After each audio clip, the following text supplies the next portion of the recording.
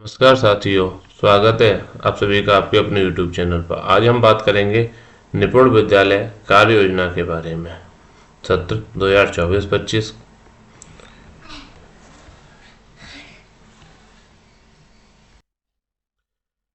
पहले है विद्यालय का नाम, उसके बाद आपका न्याय पंचायत का नाम, ब्लॉक खंड का नाम और उसके बाद जिले का नाम। फिर नीचे चलते हैं हम।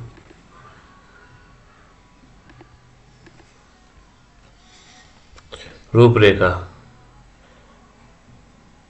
नंबर 1, कक्षा के अनुसार नामांकन तथा कक्षा अध्यापक का विवरण। नंबर 2, निपुण लक्ष्य कक्षा अनुसार भाषा और गणित कक्षा 1 से 3 तक। नंबर 4, शिक्षक के मध्य दिवस अनुसार कार्य योजना। नंबर 5, कक्षा अध्यापक के दायित्व एवं कक्षा संचालन के लिए निर्धारित दायित्व। 5 number, time and motion study के अनुसार प्रातःकालीन एवं संध्याकालीन सभा। 6 नंबर, प्रातःकालीन सभा का दैनिक संचालन की रूपरेखा, संध्याकालीन सभा की दैनिक संचालन की रूपरेखा। नंबर 8, भाषा की साप्ताहिक कार्य योजना संदर्शिका के अनुसार। 9 नंबर पर है गणित की साप्ताहिक कार्य योजना संदर्शिका के अनुसार। 10 नंबर, शिक्षा संदर्शिका के अनुसार कक्षा 1 से 3 तक दिवस वार कार्य योजना। 11 नंबर पर है बेसलाइन टेस्ट एवं उपचारात्मक शिक्षण का कार्य विभाजन आकलन प्रपत्र। 12 नंबर पर लर्निंग ऐप के साथ पुस्तकालय गणित के पोस्टर चार्ट का प्रयोग। 13 नंबर पर है शिक्षण डायरी अभिलेखीकरण तथा कक्षा एवं विषय आवंटन। 15 नंबर, बच्चों की नियमित उपस्थिति के लिए प्रयास, जन आंदोलन हेतु प्रयास, विद्यालय प्रबंधन समिति बैठक, अभिभावक बैठक एवं साप्ताहिक विद्यालय शिक्षक स्टाफ बैठक। 16 नंबर पर है बाल संसद का गठन एवं कार्य विभाजन। 17 नंबर है आप सांस्कृतिक कार्यक्रम जन जागरूकता एवं छात्र अभिभावक सम्मान समारोह। 18 नंबर पर समस्त शिक्षक शपथ एवं हस्ताक्षर स्वाकलन के बिंदु। आगे बात करते हैं, इसमें दिया है शैक्षिक सत्र 2024-25 में नामांकन कक्षा अनुसार बाल वाटिका से लेकर कक्षा 5 तक। अगर आपका 8 तक है तो इसमें 6, 7, 8 आएंगे और कंपोजिट है तो बाल वाटिका से लेकर कक्षा 8 तक के आएंगे। कुल बालक, कुल बालिका और टोटल योग। नीचे क्रमागत योग आ जाएगा कि हमारे पास कितने हैं। कक्षा अध्यापक का विवरण, कक्षा 1 में कक्षा अध्यापक का नाम, बाल वाटिका में 1 में। इस तरीके से हम सभी क्लासों के कक्षा अध्यापकों के डिटेल यहाँ दिखेंगे। अगले पेज पर चलते हैं। निपुण लक्ष्य कक्षा के अनुसार निपुण लक्ष्य दिए हुए हैं भाषा और गणित के। बाल वाटिका में निर्धारित सूची में से 2 अक्षर वाले 5 शब्दों को सही पढ़ लेते हैं। गणित में 10 अंक तक की संख्या पढ़ लेते हैं। दी गई वस्तुओं, संख्याओं, आकृतियों, घटनाओं को क्रम से व्यवस्थित कर लेते हैं। कक्षा 1 में 5 सरल शब्दों 2 अक्षर से बने वाक्य पढ़ लेते हैं। 1 अंकीय जोड़ एवं घटाव के 75% प्रश्नों को सही हल कर लेते हैं। कक्षा 2 अनुच्छेद को 45 शब्द प्रति मिनट की प्रवाह से पढ़ लेते हैं। अनुच्छेद को पढ़कर 75% प्रश्नों को सही हल कर लेते हैं। गणित में जोड़, योग 99 तक तथा घटाव 2 अंकीय संख्याओं के 75% प्रश्नों को हल कर लेते हैं। क्लास 3 अनुच्छेद को 60 शब्द प्रति मिनट की प्रवाह से पढ़ लेते हैं तथा अनुच्छेद को पढ़कर 75% प्रश्नों को सही हल कर लेते हैं। गणित में है जोड़ 999 तक एवं घटान 3 अंकीय संख्याओं के 75% प्रश्नों को सही हल कर लेते हैं। 2 से 10 तक संख्याओं के गुणनफल 100 तक के 75% प्रश्नों को सही हल कर लेते हैं। नोट में कक्षा 1 से 3 तक के 100% छात्र 2025-26 तक निपुण लक्ष्य हासिल कर लेंगे। विद्यालय के निपुण होने की तिथि यहाँ लिखी जाएगी। निपुण भारत की वार्षिक योजना। बुनियादी ज्ञान के अंदर भाषा, मौखिक भाषा विकास, ध्वनि जागरूकता, वर्ण पहचान, डिकोडिंग, इसे ब्लेंडिंग भी कहा जाता है, शब्दावली, शब्द निर्माण, पहचान, पठन, पठन कौशल, उभरता पठन, मध्यम वर्गीय पठन, प्रभावपूर्ण पठन, स्वपठन, आदर्श पठन। लेखन कौशल के अंदर आता है आपका उभरता लेखन, शुरुआती लेखन, डिकोडिंग, संबंधी लेखन, साझा लेखन, स्वतंत्र लेखन, आदर्श लेखन। बुनियादी ज्ञान गणित ज्ञान के अंदर संख्यापूर्ण अवधारणाएं, वर्गीकरण, क्रमबद्धता एक एक संगति, संख्यात्मक अवधारणाएं, गणितीय संक्रियाएं, जोड़ घटान निशान, समय, मुद्रा मापन, ज्यामितीय आकृतियां और डाटा संधारण। समय सारणी दी गई है। कक्षा 1, 2, 3 के लिए ग्रीष्मकालीन समय सारणी दी गई है। सुबह 8 बजे से 8:15 बजे तक आपका प्रार्थना सभा, योग और छात्र उपस्थिति होगी। उसके बाद 8:15 से आपकी क्लासेस स्टार्ट हो जाएंगी। 8:15 से 8:55 तक पहला लेक्चर होगा। उसके बाद 8:55 से 9:35, फिर 9:35 से 10:15 तक, 10:15 से 10:55 तक आपका होगा। फिर 10:55 से 11:25 तक आपका लंच होगा 30 मिनट का। इसके बाद 11:25 से 12:05 तक, फिर 12:05 से 12:45 और 12:45 से 1:20 तक आपका लेक्चर, और 1:20 से 2 बजे तक सह पाठ्यक्रम का छात्र कौशल विकास, जैसे खेल, चित्रकला, नाटक, संगीत वगैरह, इस तरीके के आपका लास्ट में घंटा चलेगा। शीतकालीन के लिए समय सारणी में कक्षावार एक समय में 1 घंटा जोड़ लिया जाए, क्योंकि शीतकालीन में आपका 9 बजे से और 3 बजे तक होता है स्कूल, इसलिए 1 घंटा समय में जोड़ता जाए। शिक्षक के दायित्व, कक्षाध्यापक के दायित्व। प्रथम कालांश में उपस्थित छात्रों की उपस्थिति पंजिका में नियमित अंकित करना, लगातार अनुपस्थित रहने वाले छात्रों के अभिभावकों से बात करना, मिलना एवं उन्हें नियमित भेजने के लिए प्रोत्साहित करना। विद्यालय में होने वाली मासिक अभिभावक बैठक में अभिभावकों से उनके बच्चों की शैक्षिक स्तर से परिचित कराना एवं उनसे सहयोग का आश्वासन लेना। अभिभावक बैठक का अभिलेखीकरण भी स्वयं करेंगे। विद्यालय स्तर से बने व्हाट्सएप समूह का सक्रिय संचालन सुनिश्चित करना। कक्षा संचालनकर्ता के दायित्व, कक्षा संचालनकर्ता, अध्यापक, शिक्षक संचालन के दायित्व। कक्षा संचालन अध्यापक शिक्षा संदर्शिका में दिए गए दिशा निर्देशों एवं कालांश के अनुसार शिक्षण कार्य करते हुए अभिलेखीकरण नियमित करते रहेंगे। छात्रों का नियमित साप्ताहिक आकलन, शाब्दिक आकलन का अभिलेखीकरण निर्धारित स्थान दस्तावेज में करेंगे। साप्ताहिक विद्यालय के शिक्षकों की बैठक में प्रगति से सभी को अवगत कराएंगे। निर्णय अनुसार उपचारात्मक शिक्षण का प्रबंध करेंगे। अपनी कक्षा में सीख योजना के साथ उसमें सहायक संसाधनों, पोस्टर, चार्ट, बिग बुक, गणित के लर्निंग ऐप TLM, निपुण लक्ष्य ऐप का प्रयोग करते हुए इंडोर आउटडोर गतिविधि, समूह कार्य, जोड़ी कार्य कराते हुए व्यक्तिगत कार्यों की जांच कर प्रतिपुष्टि देंगे। पुस्तकालय एवं रीडिंग कॉर्नर का प्रयोग बच्चों में रीडिंग कौशल विकसित करने में करेंगे। कक्षा की बैठक व्यवस्था जरूरत के अनुसार C आकार, U आकार या गोलाकार रखेंगे। टाइम और मोशन आदेश का अनुपालन, समस्त अध्यापक और बच्चों की उपस्थिति, पढ़ाई के घंटे, शैक्षणिक समय, प्रत्येक कालांश का निर्धारण, शिक्षक दिवस, सार्वजनिक अवकाश, ग्रीष्मकालीन अवकाश, शीतकालीन अवकाश उक्त शासनादेश के अनुसार सुनिश्चित किया जाएगा। ग्रीष्मकाल में स्टाफ की उपस्थिति 7:45 और शीतकाल में प्रातः 8:45 निर्धारित है एवं विद्यालय से प्रस्थान बच्चों की छुट्टी के 30 मिनट बाद निर्धारित है।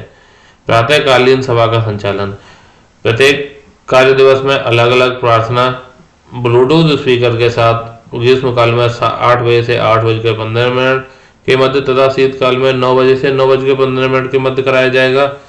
प्रार्थना के पश्चात मॉर्निंग सर्किल टाइम के अंतर्गत सामान्य ज्ञान, नैतिक शिक्षा, स्वच्छता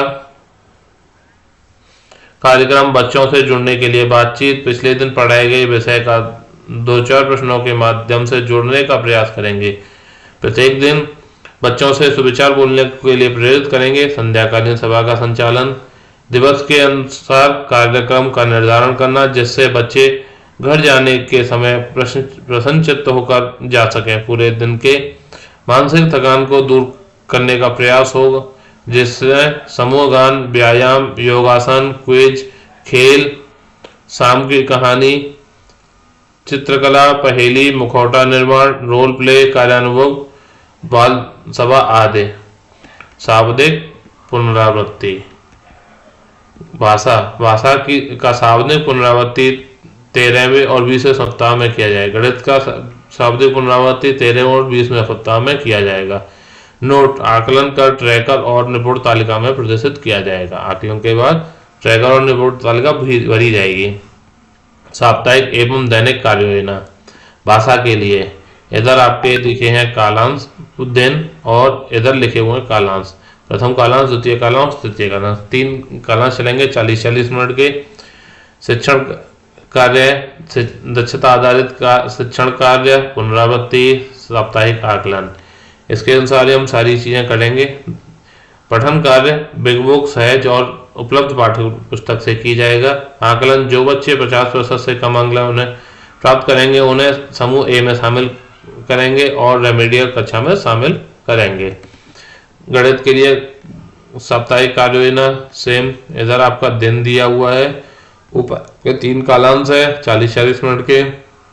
शिक्षण कार्य में पहले में निर्देशात्मक, दूसरा में समेकन एवं आकलन और छठवें दिन आपका रेमेडियल पुनरावृत्ति। शिक्षण कार्य, शिक्षण योजना पर कार्य करते हुए यदि 70% बच्चे सीख नहीं पाते तो पुनः शिक्षण योजना में यथोचित संशोधन कर लागू करेंगे। 50% प्रश्नों का उत्तर न मिलने पर उन्हें समूह ए में रखकर रेमेडियल शिक्षण कार्य कराया जाएगा। अतिरिक्त कालांशों का प्रयोग आवश्यकता अनुसार करेंगे। इसके बाद आपका है निपुण चार्ट। इधर आपका बच्चों के नाम भरेंगे हम। ऊपर कक्षा एक की निपुणता दक्षताएं दी हुई है हिंदी की, और इधर आपकी गणित की दी हुई है। जिस दिन बच्चा दक्षता हासिल करेगा उस दिन की यहाँ पर तारीख भरेंगे, टिक वगैरह नहीं लगाएंगे। ये तारीख हर बच्चे के लिए अलग अलग हो सकती है क्योंकि हर बच्चा अलग अलग सीखता है। इसी तरीके से हम गणित में भी सेम प्रोसीजर अपनाएंगे। फिर आपका कक्षा 2 की निपुण तालिका है, आपका निपुण असेसमेंट चार्ट। कक्षा 3 का भी निपुण असेसमेंट चार्ट दिया हुआ है। इसके बाद आपका दिया है लर्निंग ऐप का प्रयोग, रीड अलॉन्ग ऐप, निपुण लक्ष्य ऐप एवं दीक्षा ऐप का प्रयोग। समस्त स्टाफ के साथ साथ अभिभावकों को उक्त तीनों ऐप डाउनलोड करवाया गया है, जिससे बच्चे घर पर भी अभिभावक के सहयोग से भाषा और गणित की दक्षता में वृद्धि कर सकेंगे।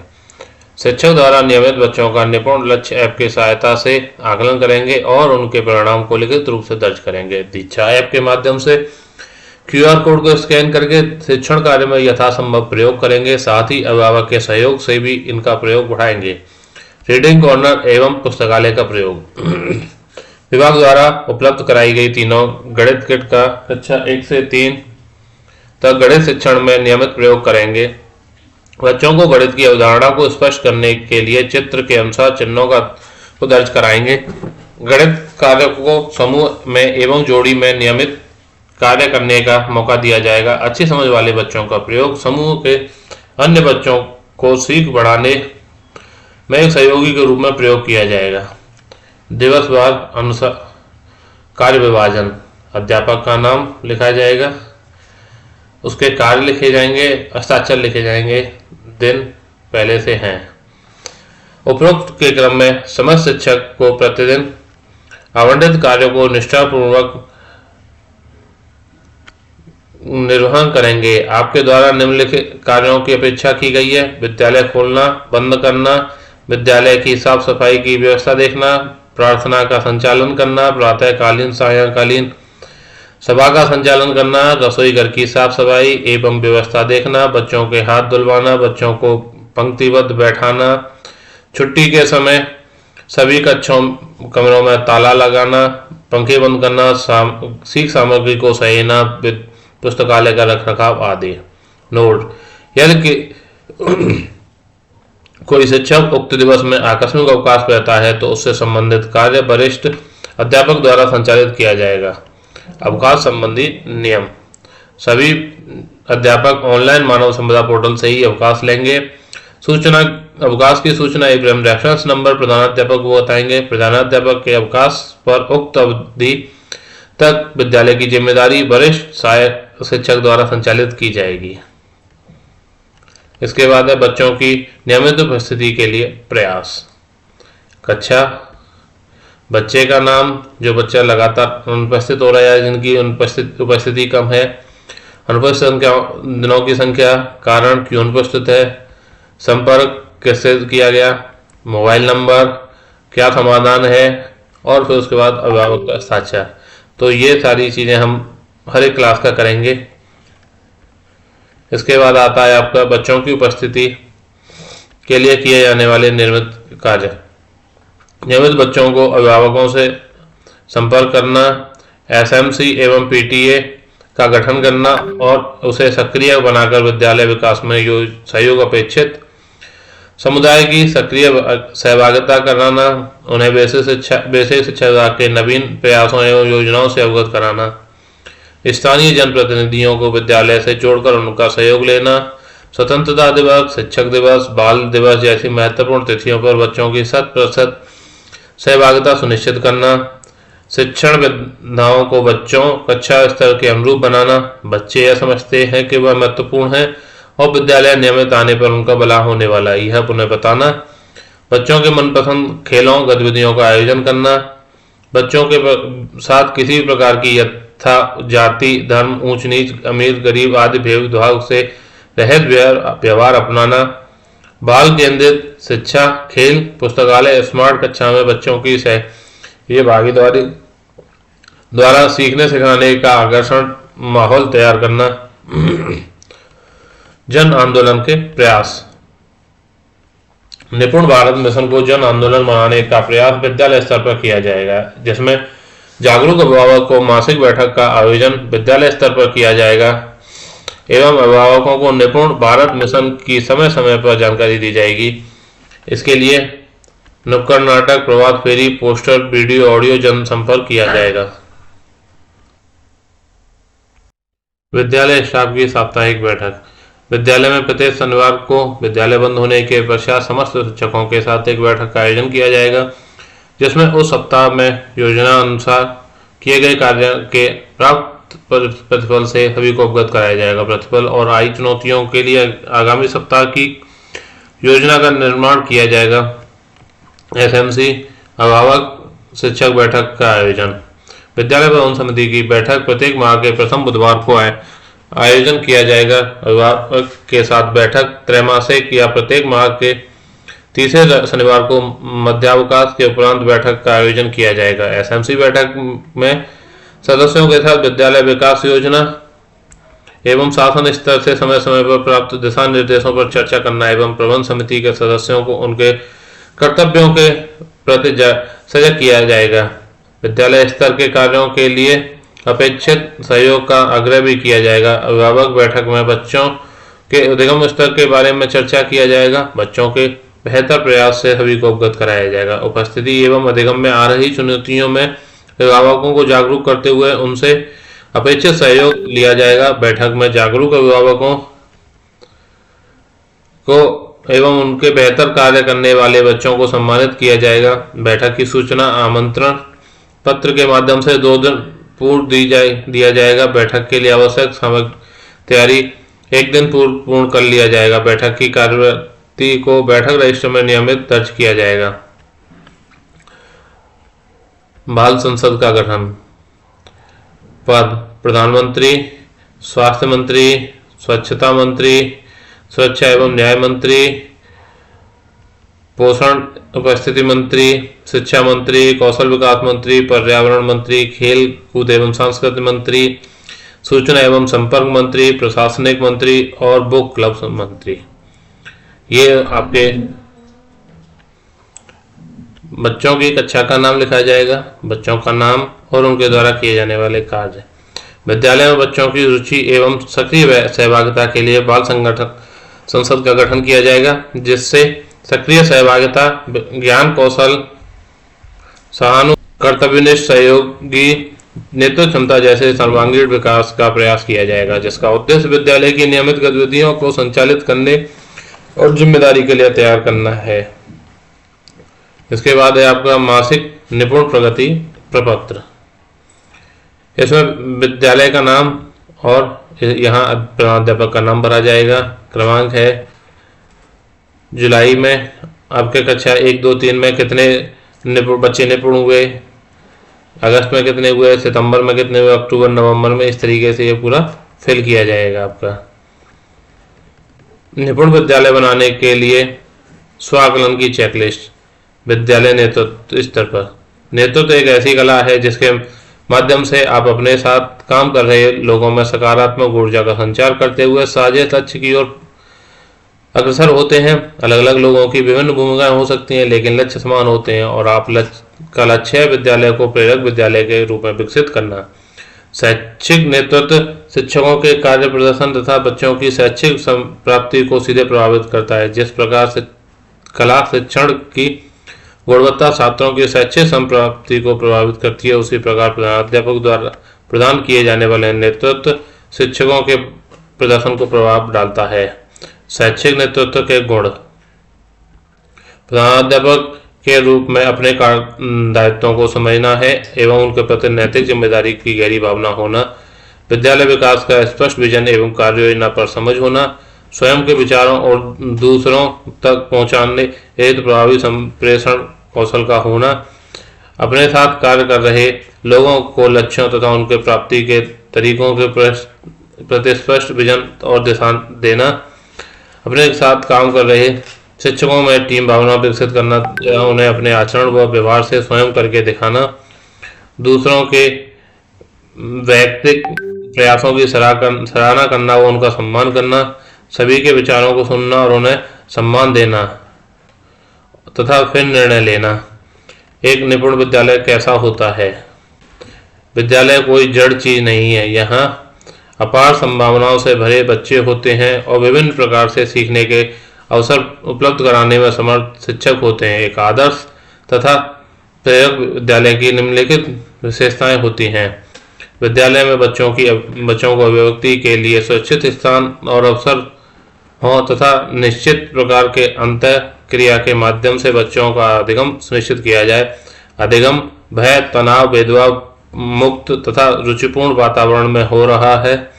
बच्चों में विद्यालय में बच्चों की उम्र, लिंग, सामाजिक व सांस्कृतिक पृष्ठभूमि, भाषा सीखने की गति, उपस्थिति आदि विविधताओं का सम्मान होता हो। अधिगम के लिए बाल केंद्रित गतिविधि आधारित शिक्षण विधियों का प्रयोग होता हो। बच्चों की अधिगम समस्याओं का निराकरण करने के लिए सतत एवं व्यापक मूल्यांकन प्रणाली की व्यवस्था हो। बच्चे विद्यालय के अन्य घटकों, शिक्षक, समुदाय समिति, शैक्षिक एवं सहपाठगामी गतिविधियों, पर्यावरण एवं अन्य उपलब्ध संसाधनों से तालमेल पाने में सक्षम हो। शिक्षक एवं बच्चों में सहज एवं आत्मीय संबंध तथा बच्चे शिक्षक आपस में मिलकर जानने समझने की सक्रिय कोशिश कर रहे हों। शिक्षिकाओं को बच्चों की क्षमता पर विश्वास हो। बच्चे शिक्षक समय समय पर कक्षा के बाहर भ्रमण कर प्रोजेक्ट कार्य करते हों। विद्यालय में स्वच्छता का वातावरण हो, ऐसी प्रक्रिया निर्धारण हो। विद्यालय बच्चों को रचनात्मक कार्यों के प्रदर्शन का मंच उपलब्ध कराता है। पेयजल, शौचालय एवं खेल के मैदान जैसी सुविधाएं हों जिनका बच्चे बेहिचक सहज भाव से उपयोग कर सकें। बच्चों के आगमन पर परस्पर आत्मीय स्वागत की परंपरा हो। बच्चे पुस्तकालय एवं कंप्यूटर में खोजबीन करते नजर आए। बच्चों में कक्षा में बच्चे छोटे मोटे समूह में कार्य करते नजर आए। विद्यालय में समुदाय के ज्ञान का उपयोग करने का अवसर हो। अभ्यास गृह कार्य का संबंध कक्षा के अंदर एवं कक्षा के बाहर के क्रियाकलापों पर आधारित हो।